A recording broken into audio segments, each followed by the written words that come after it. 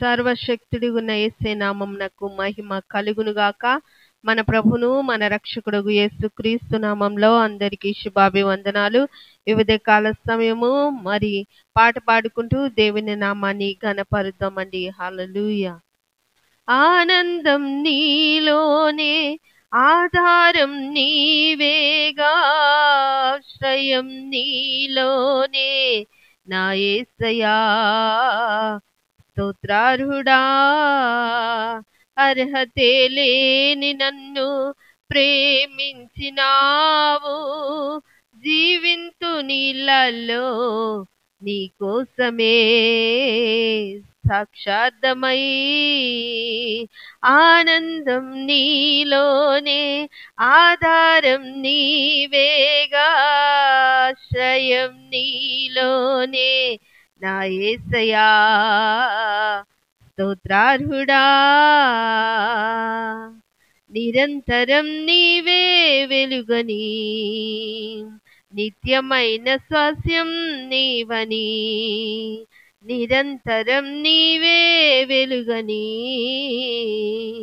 నిత్యమైన స్వాస్యం నీవని, నీ సన్నిధి వీడక సన్నుతించి పాడనా, నీ సన్నిధి వీడక సన్నుతించి పాడనా, నీ కొరకే ధ్వజమెత్తి నిన్ను ప్రకటించనా.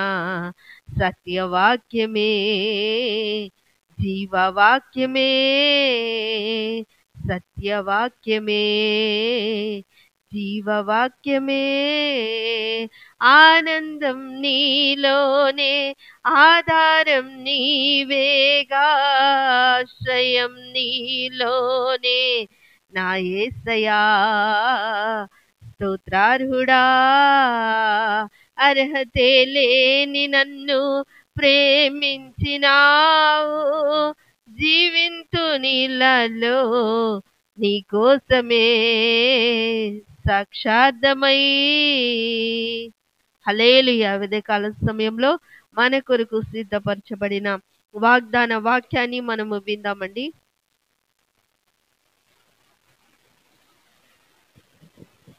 హల్లెలూయా. దేవుని నామము మహిమపరచబడును గాక. హెవెన్లీ లైట్ మినిస్ట్రీస్ తరపున ఈ ఉదయ కాలము మీ అందరికీ శుభములు తెలియచేస్తూ ఉన్నాను. దేవుడు అనుగ్రహించిన వాక్యము వాగ్దానము ఆదికాండము 17వ అధ్యాయము 6వ వచనము. ఆమేన్.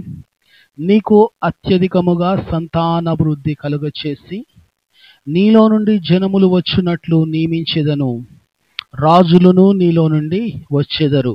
ఆమేన్. హల్లెలూయా. ఇక్కడ మనం చదువుతున్న వాగ్దానము నీలో నుండి జనములు వచ్చునట్లు నియమించెదను. హల్లెలూయా. ఆ మాటను మాత్రమే మనము ధ్యానిస్తూ ఉన్నాం. ఇక్కడ నియమించెదను అనే మాటను మీరు ఏమంటారు మనము ధ్యానించబోతూ ఉన్నాం. నియమించబడటం. అబ్రహాము దేని కొరకు నియమించబడ్డాడు, అబ్రహాము దేని నిమిత్తము నియమించబడ్డాడో ఈ ఉదయ కాలము మనము ధ్యానిస్తూ ఉన్నాం. మీరు గమనించండి, దాని ముందు వచనంలో కూడా ప్రభు ఈ విధంగా మాట్లాడుతున్నాడు. 3వ వచనము 4వ వచనంలో అబ్రాము సాగిలపడి ఉండగా దేవుడు అతనితో మాట్లాడి, ఇదిగో నేను నియమించిన హల్లెలూయా నా నిబంధన నీతో చేసి ఉన్నాను. హల్లెలూయా. చెప్పండి, నా నిబంధన, నియమించి ఉన్న నిబంధన నీతో చేసి ఉన్నాను. 6వ వచనంలో కూడా ప్రభు అదే అంటున్నాడు, నీలో నుండి జనములు వచ్చినట్లు నేను నిన్ను నియమించేదను. ఆమేన్. హల్లెలూయా. దాని ముందు వచనం 5వ వచనం అన్నాడు, నేను అనేక జనములకు తండ్రిగా నియమించి తిని గనుక. దేవుడు నిబంధన చేసుకునేటప్పుడు దేవుడు అతనితో ఒక పని కొరకు నియమించుకున్నాడు. నిబంధన నియమం అది. హల్లెలూయా.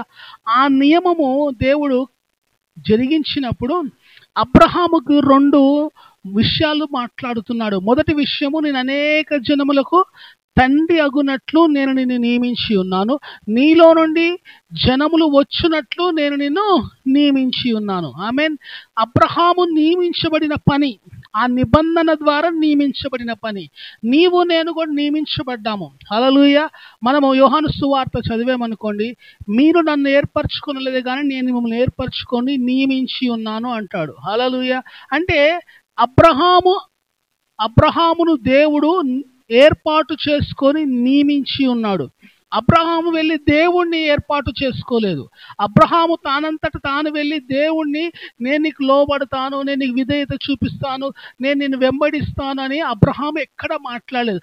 అబ్రహామును దేవుడు దర్శించి, అబ్రహామును దేవుని పిలుచుకొని, అబ్రహామును దేవుడు ఏర్పాటు చేసుకొని అబ్రహాముతో మాట్లాడుతున్న మాటదే, నేను నిన్ను అనేక జనములకు తండ్రిగా నియమించుచున్నాను, నీలో నుండి అనేక జనములు వచ్చునట్లు నేను నియమించుచున్నాను. ఆమేన్. అంటే అబ్రహాము నియమించబడిన పని అది. అబ్రహాము నియమించబడినది అందుకొరకు. హల్లెలూయా. మరి నీవు దేని కొరకు నియమించబడ్డావు? నీ కుటుంబం దేని కొరకు నియమించబడింది? నీ ఆత్మీయ జీవితం దేని కొరకు నియమించబడింది? నేను దేవునికి దేని కొరకు నియమించబడ్డాను? హల్లెలూయా.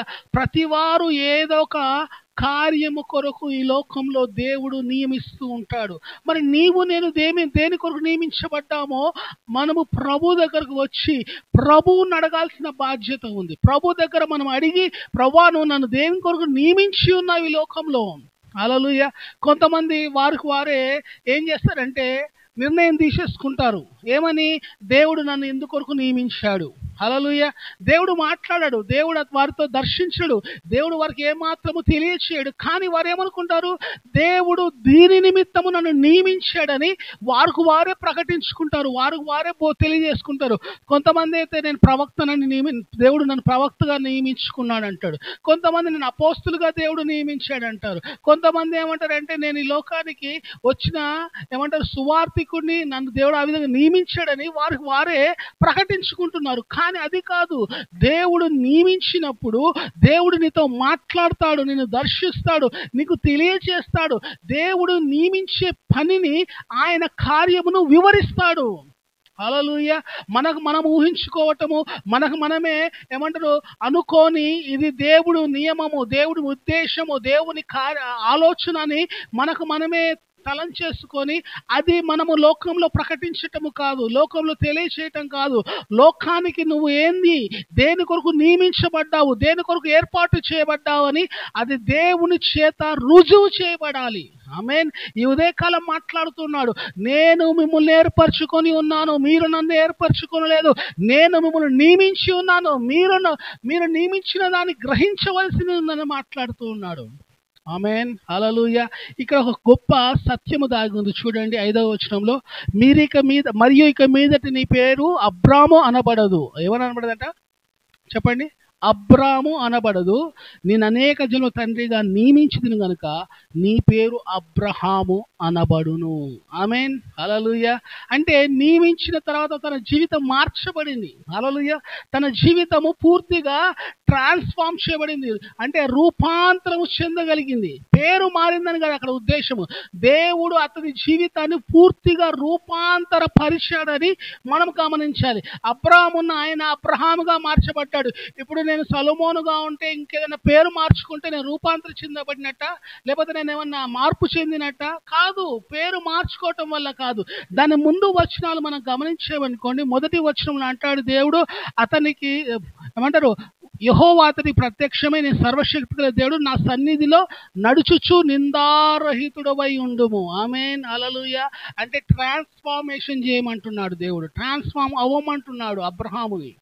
అంటే నువ్వు అబ్రాముగా ఉన్నావు, అబ్రహాముగా మార్చబడాలి, నిందారహితుడుగా ఆయన సన్నిధిలో నడుచుకోవాలని మాట్లాడుతున్నాడు. అంటే నువ్వు ఈ స్థితి నుంచి ఈ స్థితికి వస్తే నువ్వేం చేయబడతావు? అనేక జనములకు తండ్రిగా నేను నిన్ను నియమించబోతున్నాను. హల్లెలూయా. మనము కూడా మార్పు చెందాలి, మనము కూడా రూపాంతరం చెందాలి, మనము కూడా దేవునిలో పూర్తిగా మార్చబడితే దేవుడు నియమించిన పనిని, దేవుడు మన కొరకు ఏర్పాటు చేసిన కార్యము మన ద్వారా దేవుడు ఏం చేస్తాడు? దానిని స్థిరపరుస్తాడు, దానిని సంపూర్తి చేస్తాడు మన జీవితంలో. ఈ ఉదయ కాలం నీ జీవితంలో దేవుడు ఉద్దేశాన్ని సంపూర్తి చేయాలని ఆశపడుతున్నావా? దేవుని ఉద్దేశం నీ జీవితంలో నెరవేర్చబడాలని ఆశపడుతున్నావా? అయితే రూపాంతరము చెందు. అయితే నీ జీవితాన్ని ఏం చేయి? పూర్తిగా దేవునిలోకి మలుచుకో, నిన్ను నీవు మలుచుకోవటానికి ప్రయత్నం చేయి, దేవుడికి సమర్పించుకో. అప్పుడు నీవేం చేయబడతావు? దేవుడు నియమించిన కార్యము, నీ కొరకు నియమించిన కార్యము ఆయన సఫలము చేయబోతున్నాడు. దేవుడి మాటలు దీవించునుగాక.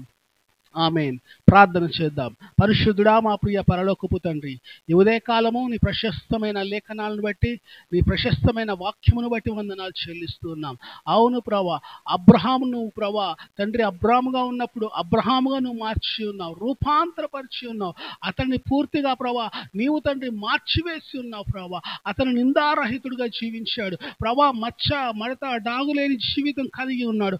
అందును బట్టి నేను అనేక జన్మలకు తండ్రిగా నేను నియమించుచున్నానన్నావు. నీలో జనములు వచ్చినట్లు నేను నియమించుచున్నానన్నావు ప్రభా. అవును తండ్రి, అబ్రహాము తండ్రి ఎన్నుకోబడింది, అబ్రహాము పిలువబడినది, అబ్రహాము ఏర్పాటు చేయబడిన పనిని నీ ఉద్దేశమును అతని పట్ల నువ్వు నెరవేర్చి ఉన్నావు, సఫలము చేసి ఉన్నావు, సంపూర్తి చేసి ఉన్నావు. మా జీవితాల్లో కూడా ప్రభా మమ్మల్ని కూడా నువ్వు ఏర్పాటు చేసుకొని నియమించి ఉన్నావు. ఆ నియమించబడినది మా జీవితంలో జరిగించబడాలంటే మేము కూడా రూపాంతర స్థితికి వెళ్ళటానికి సహాయం చేయండి. మేము కూడా ప్రతి పనిలోనూ ప్రతి కార్యములోనూ ప్రభా మార్పు చెందిన వారమే నీ కొరకు జీవించే కృపను దయచేయండి. మీరు నియమించిన కార్యము మా జీవితంలో సఫలపరచబడును గాక అని ప్రార్థన చేస్తూ యేసు నామములో అడుగుచున్నా మా ప్రియ తండ్రి.